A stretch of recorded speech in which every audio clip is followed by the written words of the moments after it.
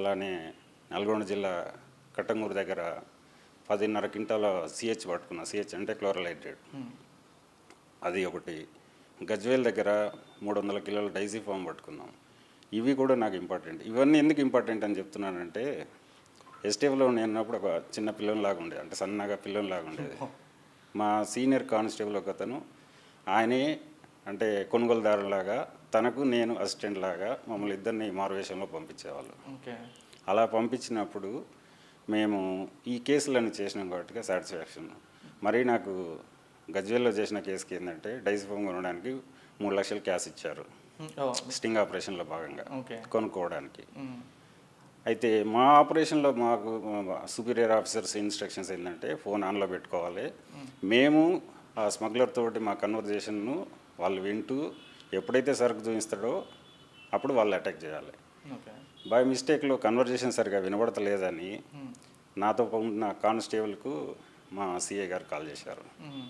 పొరపాటున అతను మామూలుగా మాట్లాడకుండా చెప్పండి సార్ అన్నాడు. తెలిసిపోయింది. అలా తనకు తెలియడంతో మా చేతిలో ఉన్న క్యాష్ను తను లాక్కొని పరిగెత్తడం స్టార్ట్ చేసాడు.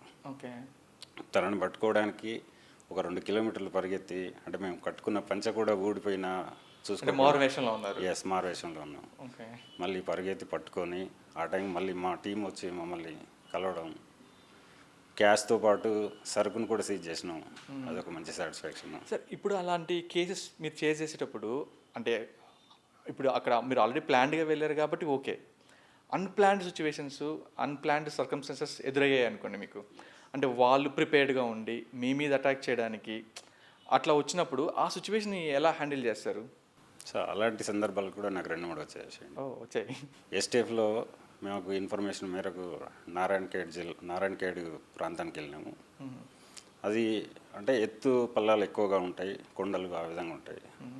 అక్కడ డ్రై గాంజా మాకు ఇన్ఫర్మేషన్, దానికోసం అని పోయి పట్టుకున్నప్పుడు ముద్దాయిలు పరిగెత్తుంటే వాళ్ళని పట్టుకోవడానికని మేము పరిగెత్తినాము.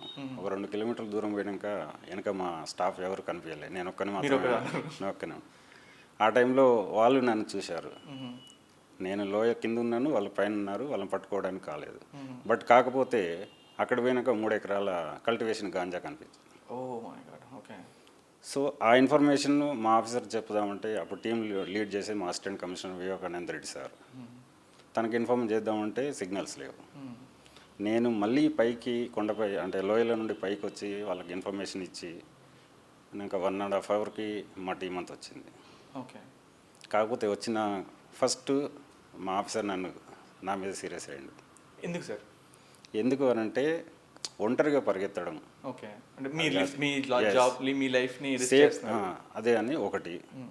రెండవది, గతంలో అక్కడ 2000 ప్రాంతంలో ఒక కానిస్టేబుల్ని కూడా అటాక్ చేసిండ్రు అనేది.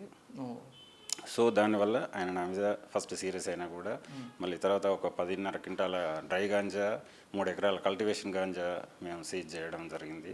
ఆ 1.5 అవర్ నేను అంటే వాళ్ళ పైన నేను కింద, అంటే వాళ్ళతోటి కొంచెం సేఫ్గా చూసుకోవడానికి కూడా టైం లేకున్నా కూడా రిస్క్ తీసుకొని చేసినాం.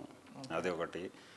రీసెంట్గా 2017 సంవత్సరంలో ఆంధ్ర ఒరిస్సా బార్డర్లో పాడేరు ప్రాంతంలో పెదబైలు మండలు జల్పుట్టి అనే ఒక ప్రాంతం ఉంటుంది. ఆ ప్రాంతంలో special drive Andhra Pradesh government special drive పెట్టింది గాంజా కోసం. దాంట్లో భాగంగా స్పెషల్ ఆఫీసర్గా మేము పోయినాను. అక్కడ ఆల్మోస్ట్ ఒక 20 ఎకరాల వరకు గాంజా ఉంది. మంచి అంటే నెంబర్ 1 శీలవతి గాంజా పంట రకం సార్. ఎస్, నెంబర్ 1 రకం అండి అది. దొరికింది. బట్ కాకపోతే అక్కడ ఉన్న లోకల్ పీపుల్స్ వాళ్ళు ఏమంటారంటే కల్టివేషన్ గాంజాని డిస్ట్రక్షన్ చేయనియరు. ఎందుకంటే మాకు ఏ ఉపాధి లేదు, మాకు ఉపాధి మీరు చూపించేసి దాన్ని డిస్ట్రాయ్ చేయండి, నరకేయండి అని వాళ్ళు అంటారు. కానీ లీగల్గా గాంజా పెంచకూడదు కదా సార్? పెంచకూడదు.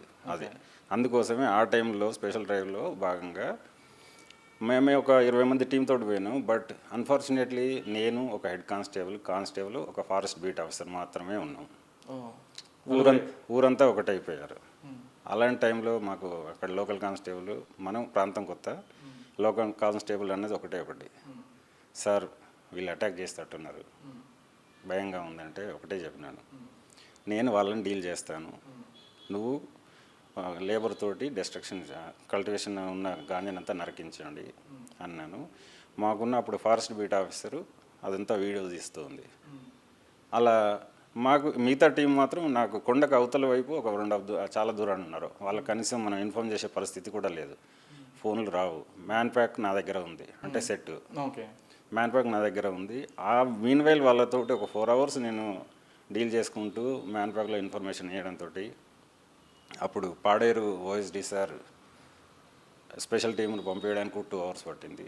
ఓకే. సో అలాంటి సందర్భాలను కూడా మేము డీల్ చేసి